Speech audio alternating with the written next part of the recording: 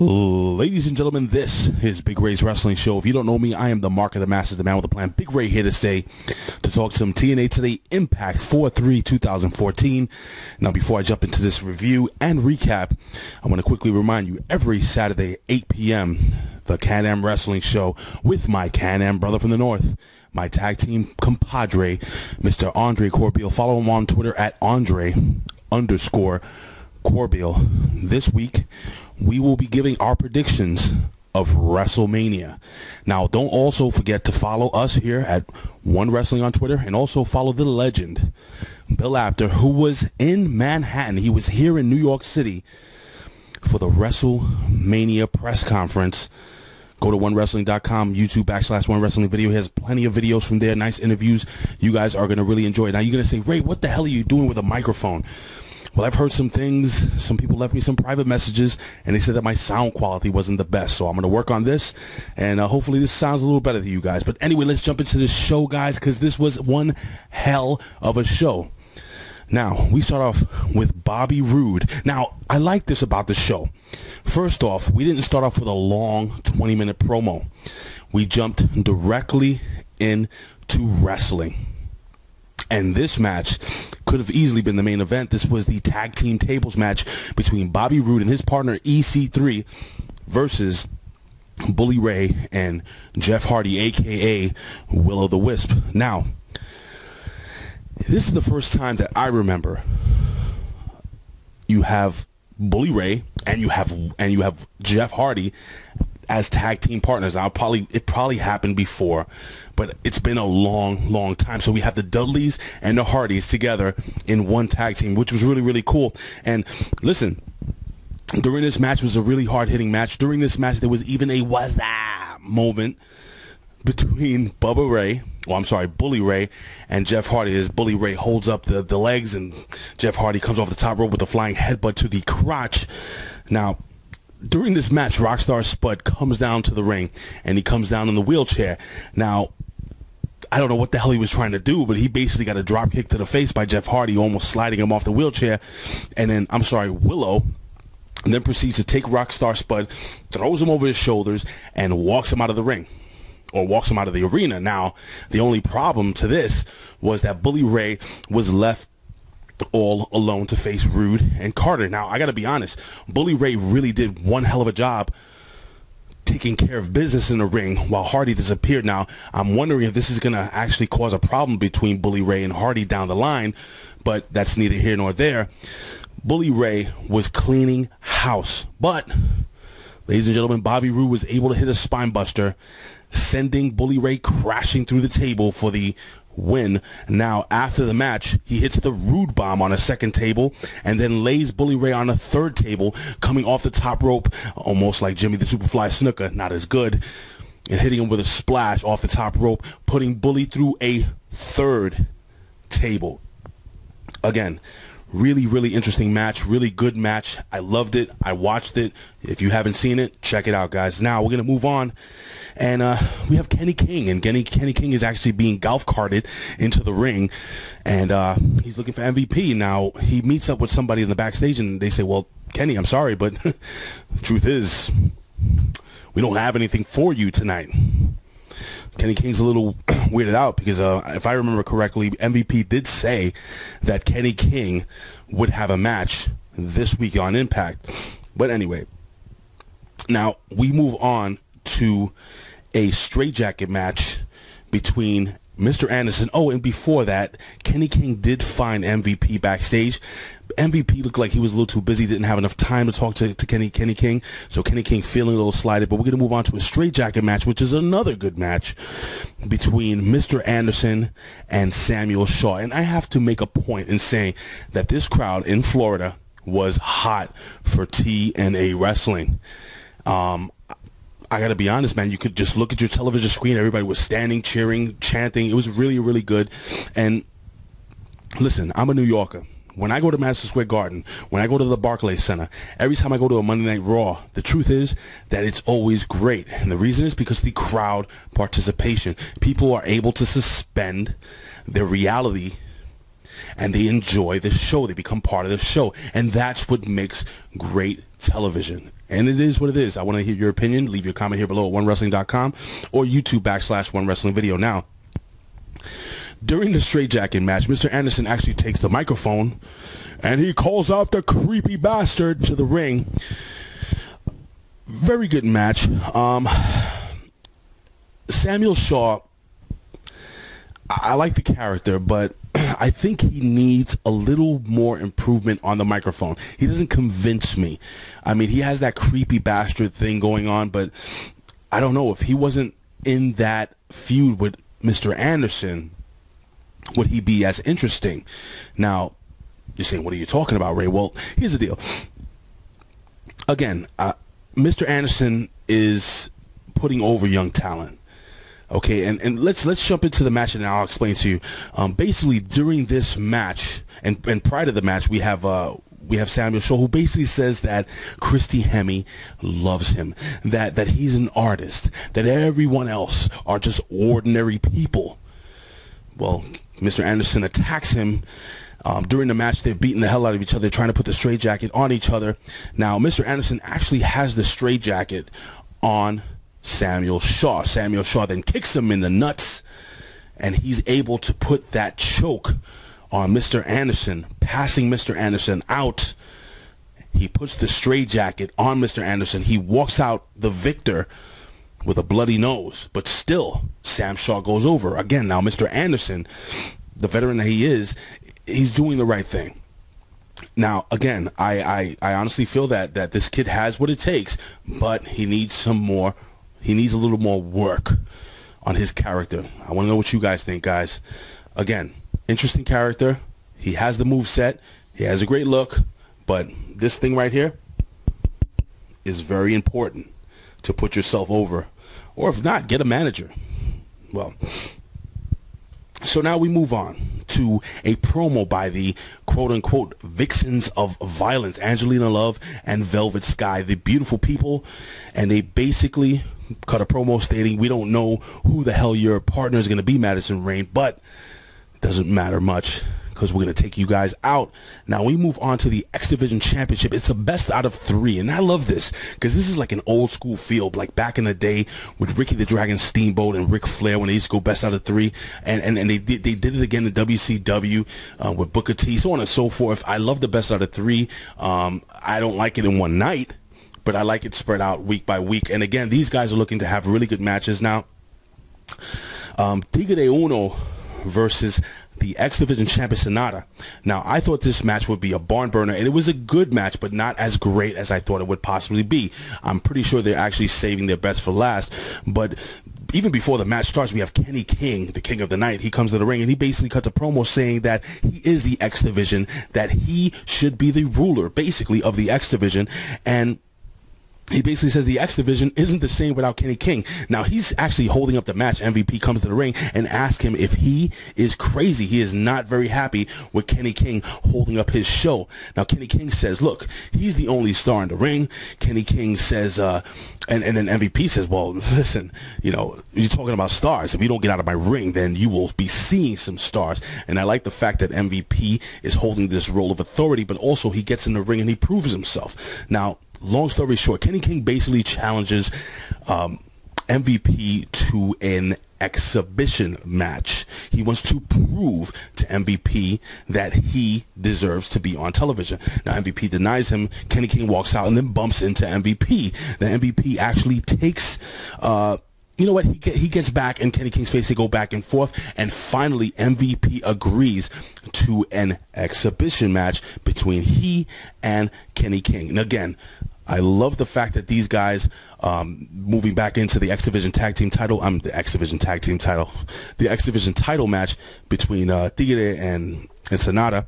It was again not a great match, but listen, Sonata hits the double underhook into a bridge. It's like a back suplex for the 1, 2, 3. He wins the match. Again, good match, not great match. Expecting a hell of a lot better for the next coming weeks. Let me know what you guys think. Please leave your comments here below. OneWrestling.com, YouTube /OneWrestlingVideo.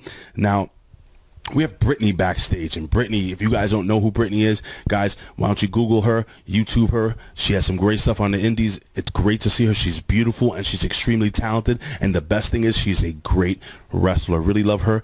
Now, she talks to Madison Rayne, and she basically talks her into giving her a break. She basically says, hey, Madison Rayne, listen, when you were starting up, you got a big break. And now look at you. You are the Knockouts champion. Well, Madison Rayne basically says, you know what, kid? I'm going to give you that chance. And she actually does. Now we have Magnus. We move on, and Magnus comes to the ring, and Magnus wants to share something with us. And he calls out Abyss, and he calls him a handsome devil or a handsome son of a gun. And Abyss comes out with his mask, with his hair all dripping wet and soaking, and he's wearing a suit. Now Magnus wants to talk strategy with Abyss. Magnus says that, you know, he's done nothing but treat Abyss like a man. You know, he didn't treat Abyss like Eric Young, and Abyss got a little angry. But then when he mentioned the name, and my friend Andre Corbill will mark out for this one, James Mitchell, Abyss really got hot under the collar. But he basically says, look, I never treated you like that. You know, I'm treating you like, well, he looks him in the eye and he tells him he loves him. And you could tell Abyss is looking at him like, what the hell is going on? Totally confused. Now, the fact of the matter is, at this point in juncture, Magnus does something that I just didn't expect, and he hugs Abyss. Abyss standing there stiff like, what the hell is going on here? But Abyss takes the hug. Apparently, Magnus loves Abyss. I guess we're going to have to find out what kind of love we're talking about. But anyway, we're going to move on. Now, as Abyss is walking up the ramp following the champion Magnus, Eric Young comes into the ring, and he proceeds to attack Abyss from behind. Now all three wrestlers get into the ring, and basically it's 2-on-1. We have Magnus and Abyss beating the hell out of Eric Young, and then Samoa Joe comes into the ring. Now, again, last week I said that I wouldn't be surprised if Eric Young takes this title. We find out later what happens. Now, Eric Young wasn't happy for some reason that Samoa Joe was coming down to the ring to help him out. He's like, I'll take care of my business. You know, this is me. I got this, and it's all weirded out. But anyway, now we jump into one of my least favorite moments over the last couple of weeks, and I do not understand where we are going with this. And I want you guys, listen, if you guys have an idea of where this Knux story is going, please leave your, forget about a comment. Why don't you break down exactly what you think this is going towards? Because apparently Knux's family, they had the flood and everything got destroyed, and they own a business, and so I don't know what the hell is going on. What kind of character are they trying to build Knux into? Apparently Knux meeting with his father, and he's gonna apparently stay and hang out with the family and help them during this time. I don't know where they're going with this, and I gotta be honest, it's been my least favorite segment every single week, because I just don't understand what the hell is going on. I don't know what they're gonna do with Knux. But anyway, we're gonna move on. Now we have the beautiful people, Angelina Love and Velvet Sky versus Madison Rayne and Brittany. Now, during this match, Brittany actually did well. She held her own, but the beautiful people, obviously, and it's the first time they tagged in years, so it was actually really good. And I got to be honest with you guys. Now, I'm not a big fan of Angelina Love, but my God, Velvet Sky, she is gorgeous, and she is tough as nails. She's great in the ring.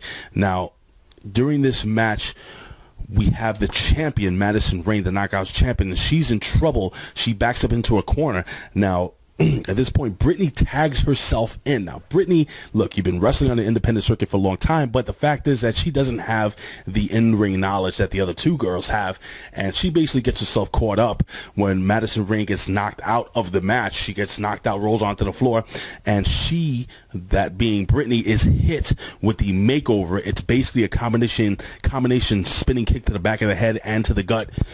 And she gets taken out by the beautiful people for the 1, 2, 3. Again, I have a little bit of an idea of what I think is going to happen. I actually see Brittany eventually becoming part of the beautiful people.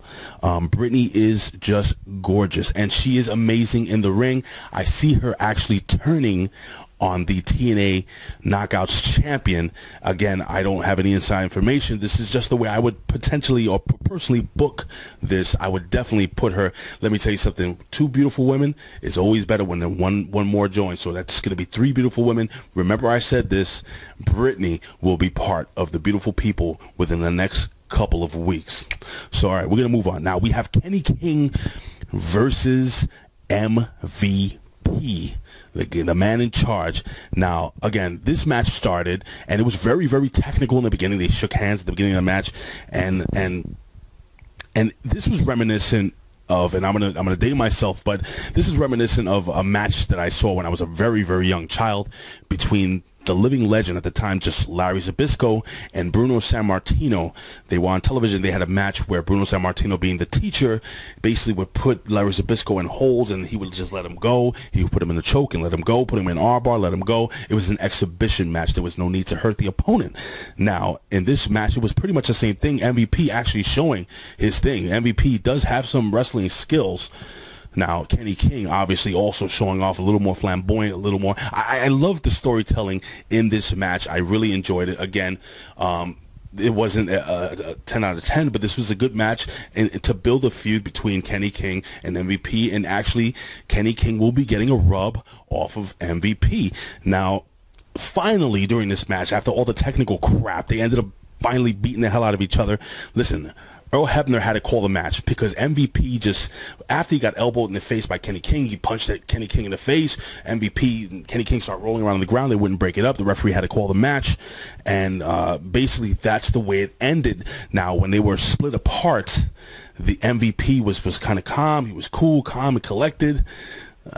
Kenny King gets in that one last shot to show him who exactly he is. So Kenny King, ladies and gentlemen, proving a point today that he can hang with MVP and that this is his ring. Remember, Kenny King, he's been in TNA for many, many years, and I would love to see him back in the X Division and in the spotlight. So we're gonna move on now. We're gonna have Magnus, and Magnus is backstage, and Magnus is kissing EC3's behind. He basically wants to make sure that EC3 has his back. Well, to be honest with you, not getting into this much, but EC3's kind of like, you know, you have a monster. You had a giant monster, you know, protecting you. What the hell do you need me? And he didn't confirm, or nor deny, really, but he wasn't going to have Magnus's back. Not after Magnus been putting him through all that crap over the couple last weeks.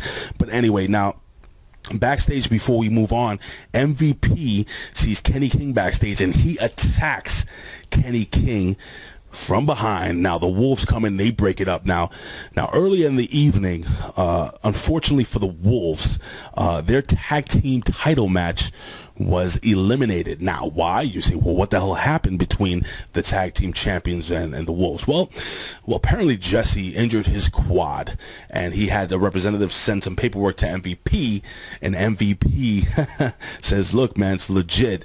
You know, this guy is hurt. There will be no title match, so they'll probably have it next week, or maybe in a week or two, or maybe they'll save it for a pay-per-view. But the bromance, will not have to defend their title tonight. The Wolves were upset. MVP told them to calm down. Now, after MVP attacking Kenny King, almost losing his mind, the Wolves remind MVP, listen, man, you told us to chill out. You got to chill out. And MVP apologizes, and he says, look, I lost my head. Now, ladies and gentlemen, the main event of the evening, the TNA World Heavyweight Championship four-way match between Magnus, the World Heavyweight Champion. You see this gorgeous TNA World Heavyweight title behind me. I don't know if you can see that there. Defending that title against Samoa Joe, Eric Young, and Abyss. Now, we all know that we believe that Abyss is going to be defending Magnus during this match. It's going to be more of a tag team match than a four-way match. It's supposed to be everybody for themselves. Samoa Joe is going to be very upset because, again, Samoa Joe has been upset that he has not had a fair shot one-on-one with the champion. Pretty much during this match, it was what it was. We had Abyss, and Abyss was basically, he had Magnus's back the whole match. He actually would separate. You had Magnus, who was actually taking care of Eric Young in the ring, and Eric Young holding his own, fighting a good fight, but Eric Young not tough enough for the champion. on this day.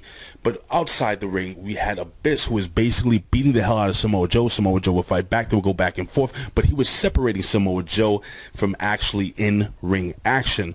Now,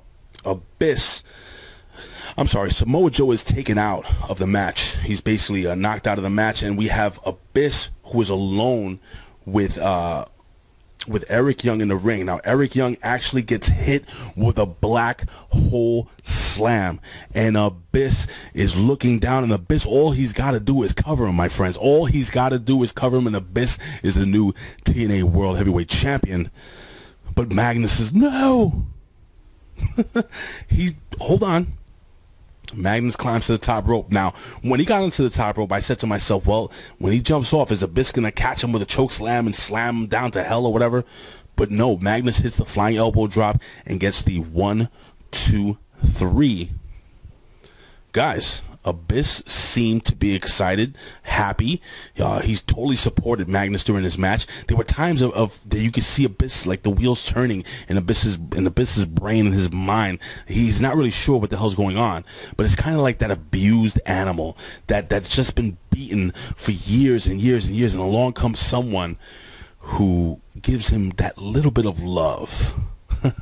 For those who've been in relationships who have been beat up over and over again for years, and then you finally find somebody who gives you a little bit of love, and you just get attached to that person. That's kind of what Abyss is going through right now in this point in juncture.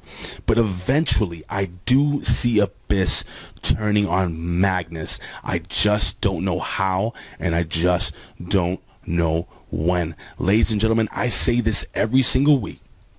I would do this for a living, but if I can, I would do it anyway. Why? Because I love talking wrestling. Guys, catch us here every single week. I will be covering SummerSlam. Oh, SummerSlam. What the hell am I talking? Way off. SummerSlam is a couple of months away. I will be covering WrestleMania 30, brother, dude. Here at OneWrestling.com, I will give you a full recap and review. Hopefully, I will have my good friend and my close brother, Sergio Noah, join me for the recap. It's going to be, two guys. It's going to be a little bit of a panel going on here. And hopefully, maybe a third person will join us. I'm not really sure. Bill Apter will also be covering, so check him out, too. But, ladies and gentlemen, don't forget to catch the Can-Am Wrestling Show. Guys, you know what?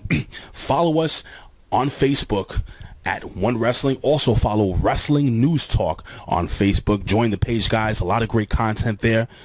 Guys, the Can-Am Wrestling Show every single Saturday, 8 p.m. We're going to have some great guests lined up, but we're going to have a WrestleMania breakdown, and we're going to give you our potential winners of WrestleMania, what we believe is going to happen with me and my brother from the North, Mr. Andre Corbeil, Andre_Corbeil on Twitter. Follow me on Twitter at Big Ray Show. Follow us on Twitter at One Wrestling. Follow Bill Apter on Twitter at Apter One Wrestling. Gosh, guys, I'm all over the place, but I'm really excited. A lot of good wrestling. I'm really excited for WrestleMania. I'm really excited for where TNA is going, and I'm really excited because it's coming. It's coming. J-A-R-R-E-T-T. Wait, J-A-R-R-E-T-T. You know what? I'm not really good at spelling today, but you know what? It's Jeff Jarrett, and it's his promotion, and he's coming. Guys, are there going to be 3 major promotions? That's the rumor. I want to know what you guys think. J-E-F-F-J-A-R-R-E-T-T. I got it. I'll see you guys next week. Peace.